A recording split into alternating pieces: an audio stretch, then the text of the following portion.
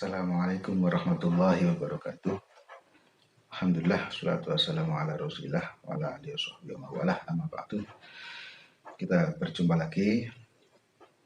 Kebetulan malam hari ini saya pakai jaket, dingin sekali. Baru saja habis hujan di sini dan saya belum bisa tidur. Maka saya ingin membahas tentang yang biasa rame kalau kita sudah masuk di bulan Februari. Tiap tahunnya kalau sudah pertengahan bulan Februari biasanya sudah rame pembahasan tentang Hari Valentine. Hari Valentine sendiri kalau menilik sejarahnya katanya banyak sekali versinya, yang mana yang benar. Yang kemudian ada yang menganggap bahwa Hari Valentine ini kental dengan nuansa tradisi, suatu tradisi yang identik dengan agama Nasrani atau agama Kristen. Entah ini kebenarannya bagaimana, karena simpang siur ceritanya ada yang mengatakan semacam ini, ada yang mengatakan semacam itu. Terlepas dari itu, ada beberapa hal yang akan saya bahas pada kesempatan kali ini. Yang pertama, kalau kita bahas tentang hukum merayakan Valentine bagi orang Muslim. Kalau Valentine ini sudah menjadi sesuatu yang identik dengan agama lain, dengan ini adalah sebuah tradisi yang identik dengan agama lain, artinya ya ciri khas tertentu dari agama tertentu, dan ada orang Islam merayakan itu. Ini dalam pandangan ulama salaf ini ada dua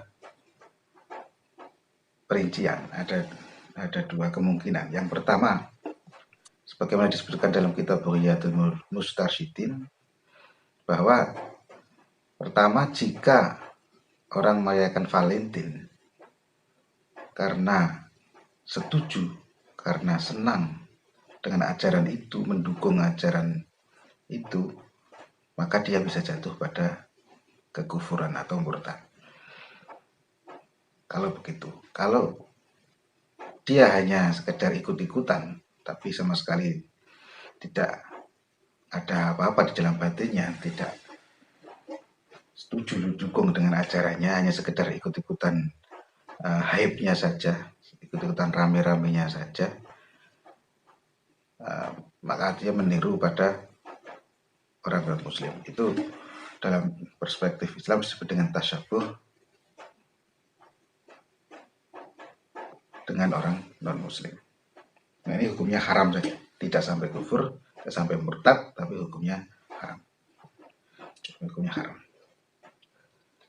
Ini yang pertama kalau kita bahas tentang hukumnya. Dari hukum dalam ketika dianggap bahwa Valentine itu, perayaan Valentine itu adalah tradisi yang identik dengan suatu agama tertentu.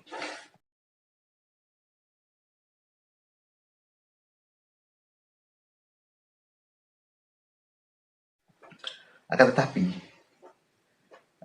dalam perkembangan saat ini, anak-anak muda di masa-masa era-era ini, sekarang ini kan sepertinya kalau kita amati, mereka ikut rame-rame merayakan Valentine dan sebagainya. Itu sebenarnya tidak ada sangkut pautnya dengan urusan teologi, dengan urusan tauhid, dengan urusan keyakinan. Jadi kan kesannya kan sama sekali mereka tidak ada kaitannya dengan kepedulian mereka bahwa ini adalah mungkin tradisi dari agama tertentu. Bahkan mungkin ada anak-anak muda itu, mungkin banyak juga yang nggak ngerti sejarahnya bagaimana atau asal usulnya bagaimana, yang penting ya ikut euforianya saja. Sehingga kalau memang seperti itu, sama sekali tidak terkait dengan keyakinan, terkait dengan pengertiannya terhadap masalah teologi dan sebagainya, maka ya kita melihat pada kasusnya, maka Valentine ini hanya sebagai bungkus saja, hanya sebuah kemasan saja, sebuah label. Artinya kalau itu hanya sebuah kemasan, sebuah label, ya tinggal melihat bagaimana bentuknya, bagaimana implementasinya. Kalau ternyata di dalam Valentine hanya sekedar saling tukar ucapan, saling bertukar hadiah, mungkin dengan orang tua, dengan keluarganya, adik kakaknya, atau dengan teman-temannya, saling memberi sesuatu, ya bisa jadi baik. Ungkapan persaudaraan, ungkapan keakraban dan sebagainya. Itu menjadi sesuatu yang baik. Tapi kalau kemudian mengisi bungkus ini dengan cara-cara yang menjurus kepada kemaksiatan, atau bahkan bermaksiat itu sendiri ya. Misalkan mengisi Valentine dengan berduaan dengan pasangan yang tidak halal ya, atau mungkin dengan menghambur-hamburkan harta, pesta pora yang tidak ada faedahnya. Apalagi kalau sampai ada tindakan-tindakan asusila, tindakan mesum misalkan ya. Itu saja ini kemudian menjadi sesuatu yang jelas-jelas kemaksiatan yang tidak diperbolehkan. Begitu juga kalau itu belum sampai pada tindakan yang maksiat tapi menjurus ke sana, mengarah ke sana, itu juga tidak diperbolehkan. Demikian kalau kita menyikapi tentang masalah Valentine. Sebenarnya hari Valentine ini sebenarnya sudah mulai sejak era tahun 80-an mungkin ya, 80-an, 90-an itu sudah ramai, sejak saya kecil itu sudah ramai. Dan itu sudah menjadi komoditas bisnis. Orang sudah mulai bisnis memperjualbelikan kartu ucapan ditandai dengan tanda waru misalkan, kemudian dengan ada tanda apa itu cupit itu yang pakai panah itu dan sebagainya. Kemudian ada identik dengan coklat, identik dengan bunga mawar, yang itu tentu saja itu adalah sebuah peluang bisnis yang cukup besar. Jadi ujung-ujungnya adalah urusan bagaimana para orang-orang pembisnis ini bisa mendapatkan cuan, menjadi momen yang tepat bagi mereka untuk mencari cuan sebesar-besarnya.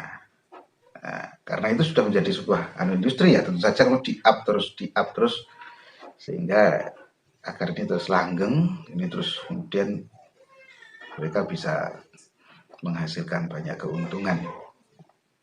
Seperti itu.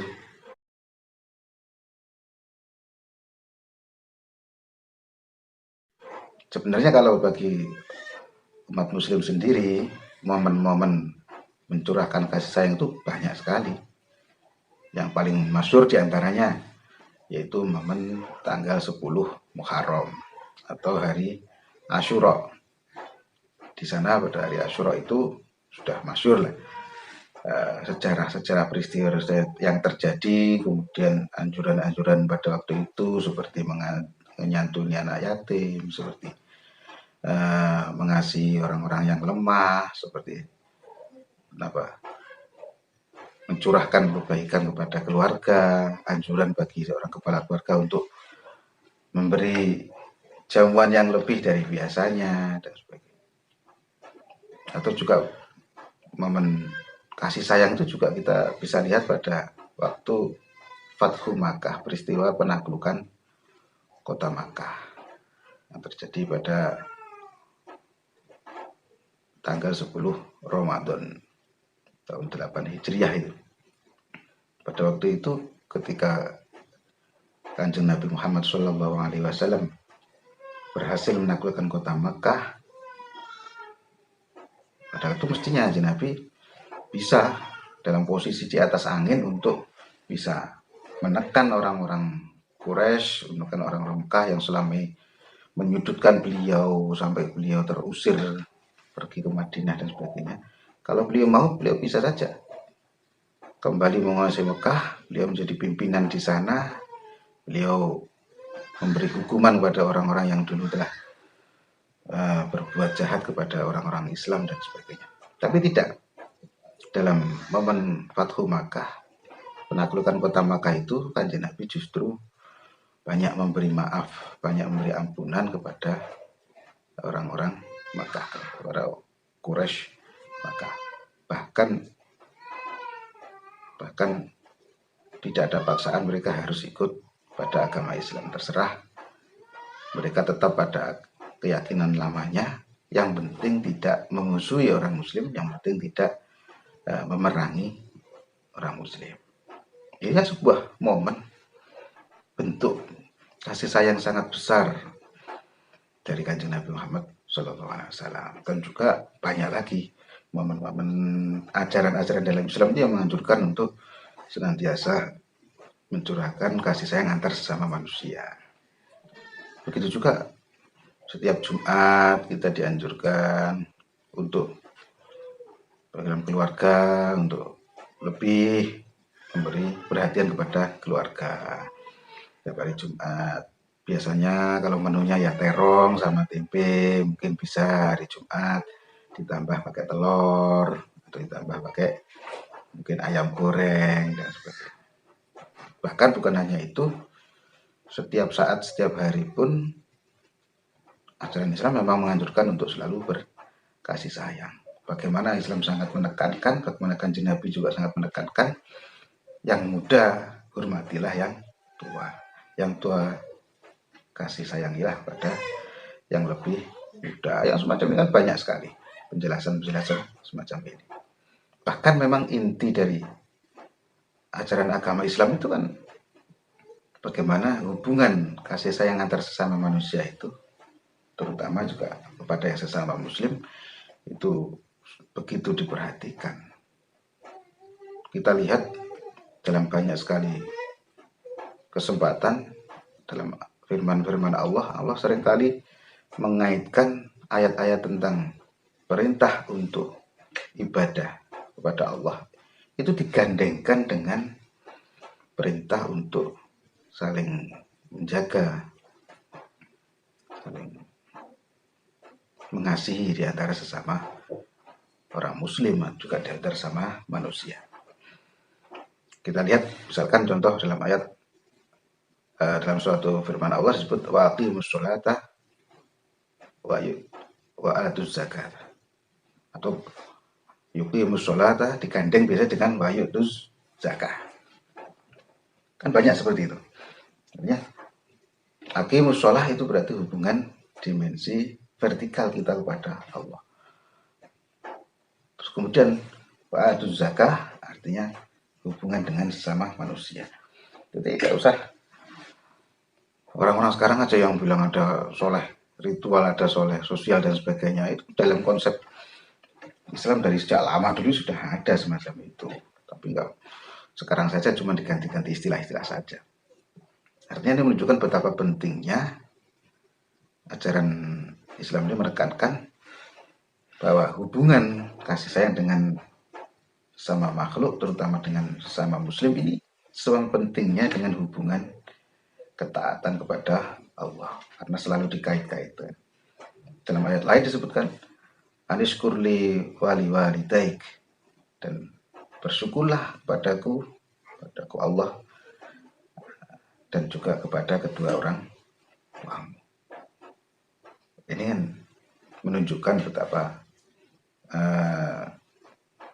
pengertian Islam terhadap kasih sayang, terhadap hubungan saling menghargai, saling mengasihi antar sesama manusia, terutama kepada sesama Muslim. Bahkan dalam sebuah riwayat Nabi pernah bersabda bahwa afdhalul ibadah idkhalus surur ala qalbil muslimin. Ibadah yang paling baik itu ya setelah ibadah kepada Allah ya.